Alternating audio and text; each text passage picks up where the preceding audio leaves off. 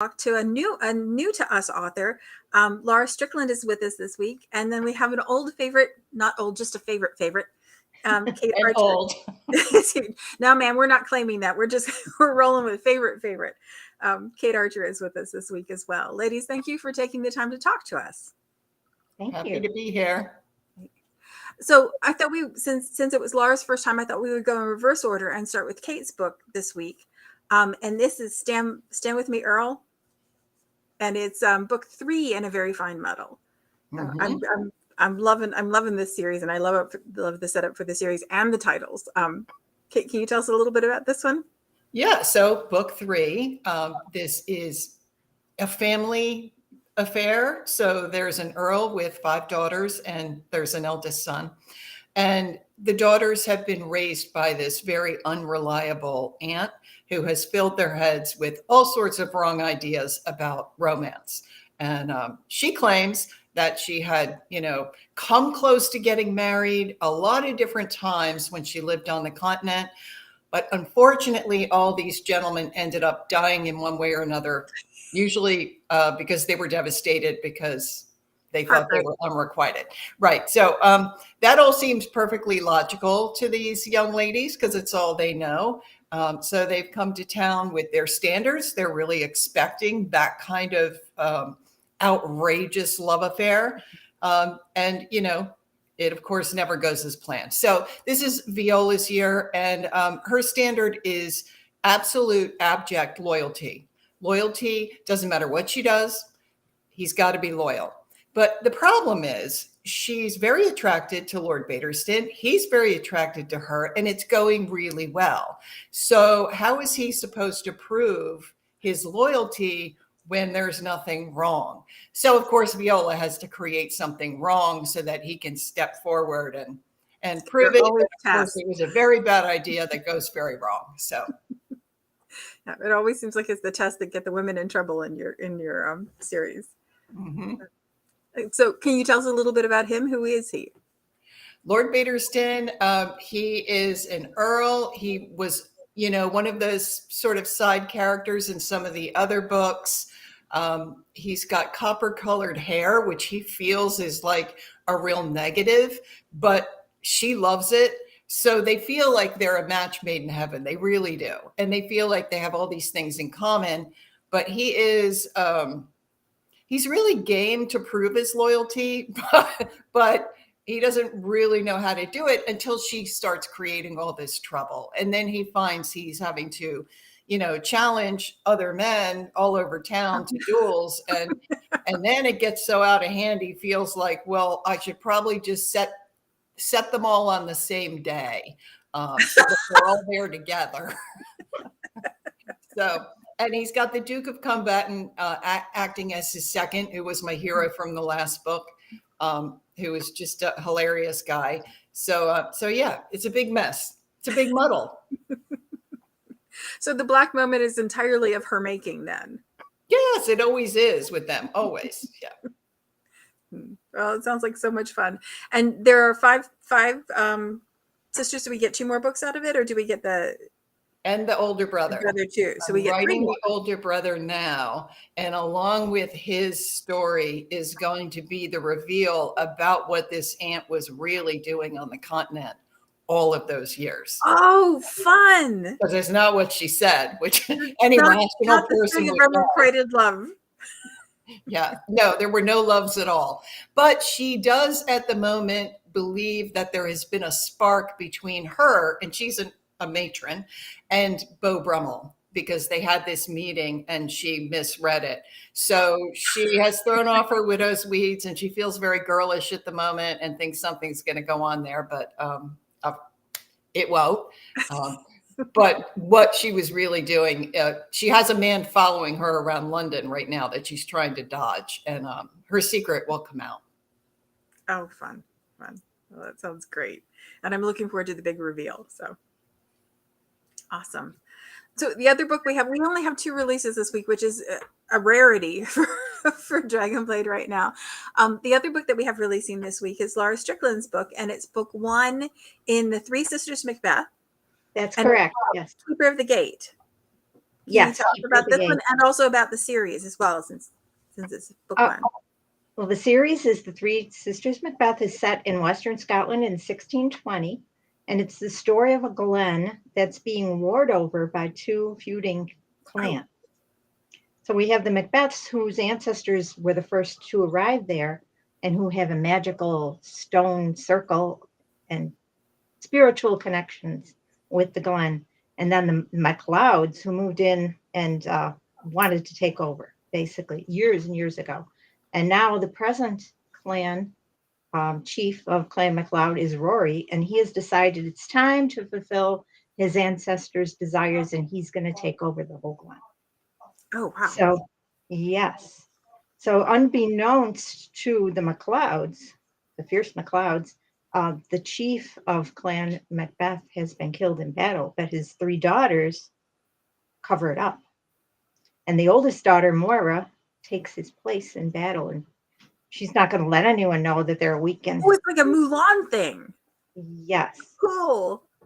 So she's going to fight to the death, and they don't even tell their own clan that the chief is dead for the Oh wow. longest time. Yeah, it's a big cover up. Meanwhile, the chief of MacLeod, his best friend Farrellan, gets captured by the Macbeths. He is sworn loyal to his chief, but he meets Moira, and he decides that maybe there's some destiny going on that he can't resist. So something starts to grow between them, even though she, you know, needs to get information from him, everything she can. There's a little torture involved there, but Oh, yeah, just well, that's just a something we little don't always teaser. get. So yeah, so the first book is their story, and how it resolves will surprise some people. The second book is about the middle sister, Rian, who is a healer, and she will also have a love interest. And then the youngest daughter is Sarah, and she is a seer. And she will be the one to bring the light. Hers is keeper of the light, and she will bring the light, and there will either be total destruction or redemption for the Glen. Oh, I'm hoping for redemption. Well, we're all hoping for redemption, but you just never know with these books. I mean, anything can happen. Anything does happen. Well, it sounds like a lot of fun. Yes.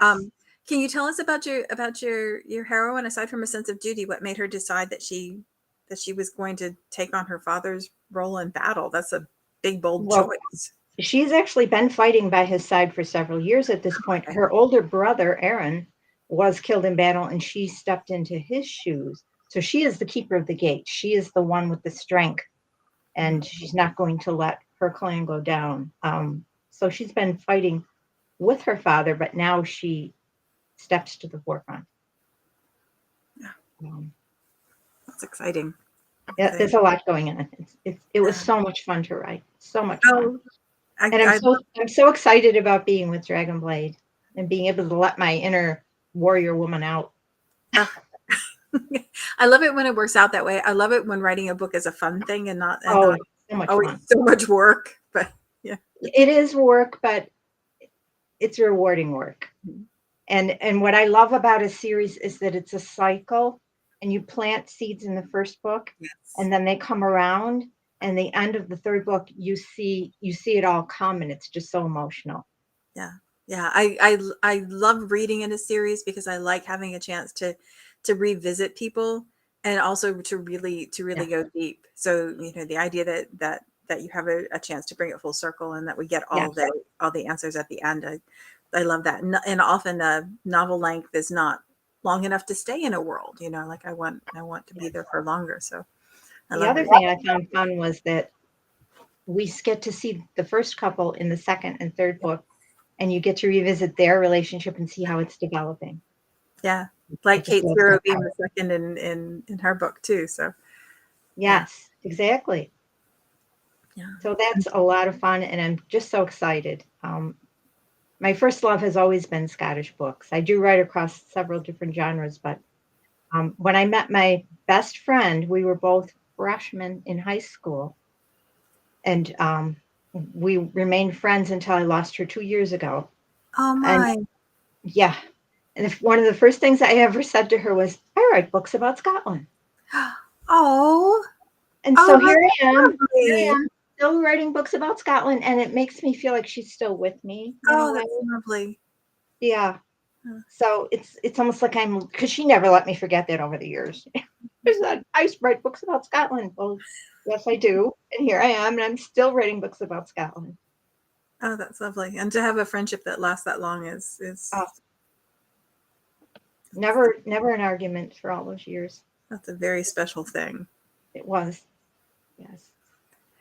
So I thought we could take a few minutes, and actually more than a few minutes, because we just have 2 releases this week, and talk about the things that pulled you into romance to begin with, the books that you fell in love with, the things that made you say things like, "I write books about Scotland." Um, so, do either of you ladies have a book that was the first one you remember reading, the one that really called you into the genre? So I had an Irish grandmother who she was a tough lady. She was a really tough lady, but she had a soft spot for Barbara Cartland books. Oh yeah. Then they Yes. used to sell them at Woolworths. Mm-hmm. So she would march down to Woolworths and buy the latest Barbara Cartland and then hand them over to me. And I remember I probably read 100 of them one summer. That was just a very angsty teenage summer where I hated the whole world, that kind of thing. Yep. Yeah, and then I got a little older and got into Georgette Heyer, obviously Jane Austen. So yeah, that was the first thing, Barbara Cartland.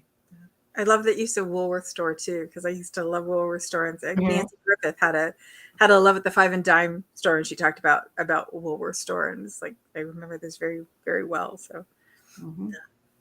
awesome. What about you, Laura? Well, my older sister, who is still very close to me, was the first to take me to the library, and she read Ellsworth Thane books. She read many romances, and she would pass them on to me afterwards. So I read a huge variety, and I also read Georgette Heyer. I loved Georgette Heyer. And then into my hands, and I'm not even sure how, fell a book called The Master of Black Tower by Barbara Michaels. You must I know haven't heard Barbara. of that one. See, this is part of the reason I do this, is so I can make a list of the ones that I haven't read. This book fell into my hands, and it was the first book I had read, the first romance where the hero was a little bit dangerous. He wasn't a completely nice guy. Bad boy. He was a little bit of a bad boy. He had a scar on his face, Mhm.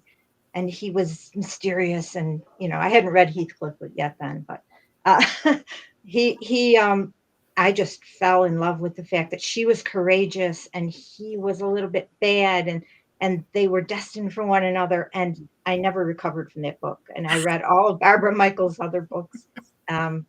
I still love to read her books. I still go back and revisit them because I reread books that I love. And that was set in Scotland. And it had all the characters that you love in Scotland, the brave groom, and the mountains were there, and the desperate chase and all of it. And that changed me, and it made me want to write books about Scotland. And I Oh, wow. started to do that. Yeah. So that's, if I had a seminal book on my journey, that would probably be it. So was it the destined for each other piece Oh, that was so compelling, or was it yeah. the bad The boy hero? combination of all of it, just it was a sort of a gothic romance. So Mhm. there was a lot of the dark, and I do have a dark side. Obviously, the torture. That doesn't come up often. Well, there you go. See, you're always going to get a little hint of dark in my Mhm. books, and a little hint of magic. It all creeps Lovely. in. Mhm. Yeah, sometimes dark magic. But that was the book that changed me, I would say, Mhm. and I wanted something a little more than everybody's polite to each other from that point on. Yeah. Something Yeah. with a little more edge. Yes. Edge. Yes. And Kate, you had mentioned Jane Austen, and I know we had spoken before about comedy, and so I wondered if there were classical influences or things that um, have had an impact on your work. on your writing? Yeah, so I unraveled the way I do comedy, character-driven humor, from Dickens. And I am convinced that Dickens got it from Jane. He took what Jane did and just made it a little bit bigger. So but that's really what I studied, how that humor was done, how it's weaved into the storyline. It's not, somebody trips over a bucket, it's very ingrained in who the people are and their point of view in the world. And I think Jane was great at that. And then Dickens just took it to a whole new level when he chose to do, his more humorous characters. Do you think, and this is a case where I know just a little bit, and enough to be dangerous and not enough to actually know anything, but with the assumption that Dickens' work was read as serialized, do you think that maybe he had to turn it up a little bit because of that? Because you have to be able to catch and hold somebody's interest and then have them go away and come back and still be able to. It feels like with serialized work, it tends to be a little bit more punchy or a little bit volume turned up kind of. I'm not sure all of his books were serialized. Certainly the Pickwick Papers was, and that shows because it's almost like mini scenes and it's not as woven together as some of his other books. But I don't think his later books were serialized. Maybe they were. I don't know. That's a dangerous knowledge thing. But I think he was looking more at like a whole novel, as he moved through. But even in books where there are a lot of serious tones to it, I think he almost always stuck in some sort of humorous character. And everything they did was specifically from their own worldview, which is what makes it so funny. Yeah. That's why the aunt in your stories is so funny, because she's coming from she believes her tales. This book I'm writing now, book 6, is the first time we've accessed her thoughts. So that's even more fun because now it's not just what she's saying, but also what she's thinking, which can be two different things. So yeah. And life is funny too. I'm re-listening to a Jenny Cruzy book, Tell Me Lies. And it starts with, it's the one with Maddie, and she finds the crotchless black panties underneath her husband's car seat. And just the bits and pieces from going to her finding the panties, realizing her marriage is over, trying to hide it from her daughter, and a macaroni and cheese pot that's soaking in the sink, using it as a scrubby because she has to have something compelling, and then trying to get into the brownie. They're all, it's hilarious. The whole thing is, like this disillusion of her family is actually funny in the beginning. And it is that way because it's completely believable. It's, you can imagine your kid coming up behind you and dropping you have to drop something because they can't see it. It's like all the steps in the story are all very believable and all very funny, because I think anything can be funny. Someone dying can be funny. It's all about tone. Yeah. But if you want to read something really funny, you should read Sigmund Freud's Theory of Humor, because did this guy Peter Pan himself when he tried that one? It is so, the examples he uses are so unfunny. It boggles the mind that he thought he had figured this out. It's hilarious. Goodness. Huh? Oh, goodness. Yeah. Yeah. It's really funny. I used it in a thesis. I was like, can you believe this guy? So, yeah. I remember that you wrote your thesis on comedy. That's stuck with me. So I think that it's interesting that you found a way to turn it into your work too. So that's lovely. So are there any favorite? I know you write very different things. Kate, you write much lighter, and Laurie, you write much darker. Do you find yourself wanting to read the kind of things that you write, or do you read across genres? Is it something that you're compelled to spend time in that world, or is it different when you sit down to write your own books? Well, I actually enjoy reading Regency quite a bit, because for me, I know I could never write it. So for me, it's a total escape. Yeah. But I'll read anything. I mean, I'll read the back of a cereal box if there's nothing else available. But I do like to read a lot of Scottish and Celtic historical literature, because I feel it immerses the writer, Yeah. so that when I call upon historical details, they're there. I don't. It's not something I'm looking up. I'm stuck into it. So yeah, I'll read anything, but I do enjoy a good Regency, and I'm very intrigued with the humor. And I'm going to go run out and get your book. Thank you. Well, I do not read anything too dark. I just, it makes me very uncomfortable. And I absolutely will not read anything or watch anything where an animal is hurt. Oh no, Like, I can't do it. no, you will not see any animals ever hurt in my No. books. No. People, yes, animals never. But there's a lot of famous like kids books, where the dog dies and the horse dies, and Never-ending story. I'm never going to recover from a never-ending story ever. Black Beauty. I will never recover Oh, from yeah. Black Beauty. How she Bambi. suffered. Yeah. I won't deal with any of those. No. No. To see Bambi in the theaters. My mom took me. I was little, and he said, "Now you're my." When she's shy, he's like, "Now you live without your mother." Now I'm like, "What is this?" My dad took me, and we left. He took me out, not because I was upset or anything, but when he realized, he was like, "We're out of here," and we left. So I don't know if you ever saw The Dog of Flanders back in the No. day. We saw it at school, and I sobbed so hard when the dog died at the end that the lights came up and I was just streaming tears. It was shattering. yeah, nope. My oldest loved Where the Red Fern Grows. He was not a big reader, and he would every once in a while a book would catch him, and that was one of the ones that caught him. And he was a trap. He would trap too. So he was totally into this book, and I'm watching this happen, thinking this I can't, because I didn't, I knew where we were going to end up, and I wanted there to be a different place for us to end up than where he did, and I didn't want to discourage him because he so rarely picked up and fell in love with a book the way he fell with that one. So, yeah, like I can do a cozy mystery. I'm totally fine with, the local baker in the small English village who gets murdered. That doesn't upset me at all. But if a cat or a dog got hurt, I'm like, I'm out. It's funny how it works that way. Because I can't watch war stories. I barely made it through Saving Private Ryan. I can't do any of the other ones. But I was a huge True Blood fan. And my family was always like, wow, why? Because there's so much more blood and gore, and because I know it's not real. gonna happen, and I know that one did. It's like the empathy is different because it's real versus not real. Yeah. Well, good reading should stir your emotions, or any kind of literature. It needs to tap into your emotions. Whether it's I don't love, want it to upset me. I really don't.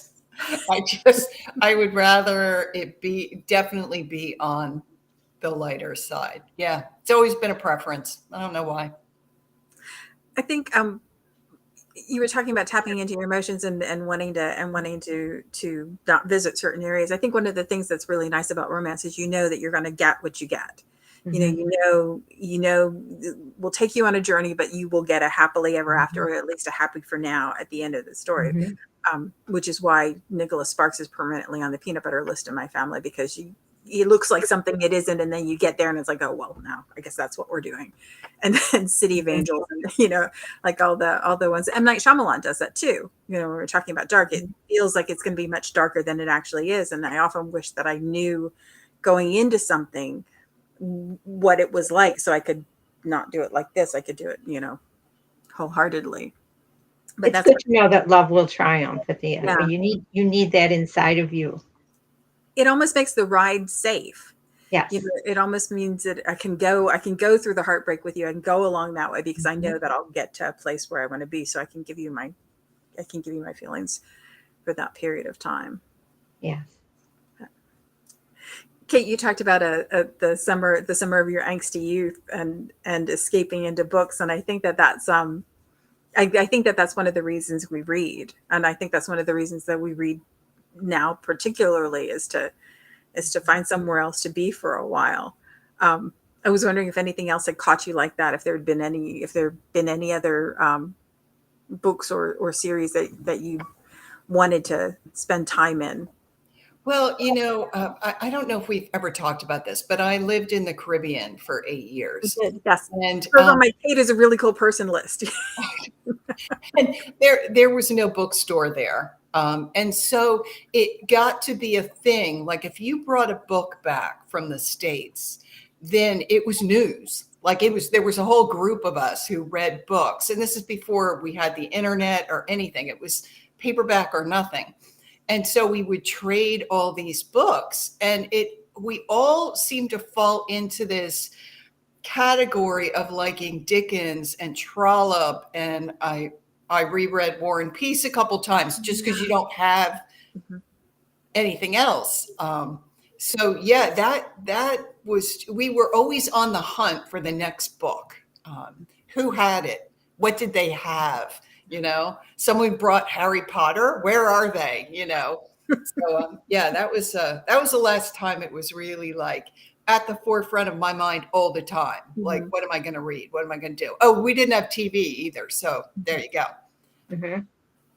Yeah, and that idea of War and Peace, you can sink your teeth, like you can live there for a long time. I remember reading it in high school, and the squirreling it away so that I could read in between times, and being able to spend just days and days and days and days there because I was a fast reader. So being able to really or try Anthony Trollope's The Palliser novels.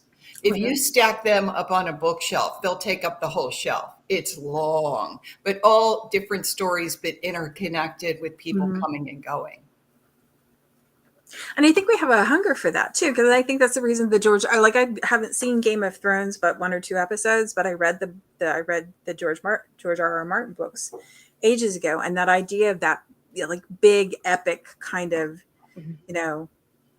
it's the same thing happened with Frank Herbert and Dune, like world building. I'm going to live in this place for a long time kind of thing, which, if you want to live in Scotland means you can write books about Scotland. Precisely. My best friend and I spent a month at her parents' cottage after high school, and we would read aloud to each other. Lovely. We had no TV, nothing, no other entertainment. One of us would read, and then the other one would sew, and we'd switch off. We went through the entire Lord of the Rings trilogy. Robert Silverberg. I mean, it was whatever we could get our hands on, and it was just the best feeling. Yeah. The reading aloud thing is lovely. Audiobooks are lovely for that reason too, because I love doing handwork and having the audiobook playing in the background. Yeah. And I think series are so popular because I do think it feels almost a little risky to start like a whole new series of people you don't know. Yeah. So it's very comfortable to stay in the series with the people that you do know, and you already know that you like them or you want to know what's going to happen to them. And I was listening to a film producer talk one time, and he said that the advice he always gave to writers of films was what audiences want is same but different. But same but different. Different. Trying to come up with that. Yeah. That's the challenge. There was a Pixar guy who said once that they want to work for their supper, but they don't want to work too hard too. Like they want same but different. Yeah. They want to hunt a little bit. They don't want it all fed to them. They want to work for it a little bit, but not too much, which is that's a lot of balancing to do as an author. But if you begin watching a television series and it's just all over the place and you can't get your head in it, I won't watch the rest of it. Yeah. If it's too many storylines at the one moment, I lose interest. So I can sympathize with that. Yeah, and then it makes sense to want to stay in the world that I think one of the most precious things we have to give an author is our time, and that's I'm always so incredibly grateful that somebody's willing to spend their time reading something that I wrote. That's absolutely. Yeah. I feel the same way. That sometimes strikes me as like a little bizarre that somebody else read this aside from me. Yeah. Yeah, that's it. And that idea that they trust you enough to take you, like they trust you to take them on that ride with you. They will give you your time to do that. Yeah, it's a lovely thing. Yeah. Ladies, it was a treat to talk to you today. I really appreciate it. Laura, it's so lovely to meet you. Oh, thank you. You too. To get to talk to you. And we were dealing with a lot of outside influences today and nothing bad happened. So there were no alarms, there was no power washing, there were no barking dogs. It was fantastic. So I'm very glad that it worked out this way. I will make sure I put the links to the books in the comments so you can grab them if you haven't gotten them already. Dragonblade books are their very best deals. I feel like a little bit like a game show host when I say this, but it's true anyway. They're the very best deals on pre-order and release. Yes. You got to get them right away. If for some reason you don't grab them right away, you can read them in Kindle Unlimited, which is a lovely thing about series and finding a favorite author, because in Kindle Unlimited, you can just read straight through without having to think about it. So we will be back here at the same time next week. Ladies, thanks so much for taking the time to talk to us. I really appreciate it. Thanks, Evelyn. Thank you, Evelyn.